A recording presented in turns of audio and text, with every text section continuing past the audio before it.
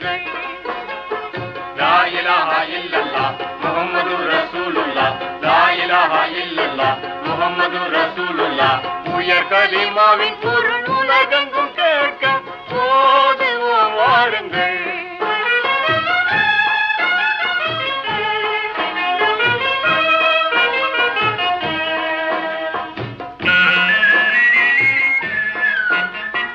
மெய்ப்பொருள் கண்டுளம் தேறி மேல் வரும் மறுமையை நாடி பொய்மையும் பேதமும் இல்லா பாசத்தினால் ஒன்று கூடி புனித நல் இஸ்லாம் போதனை போல் நாம் ஓதுவோம் வாருங்கள்.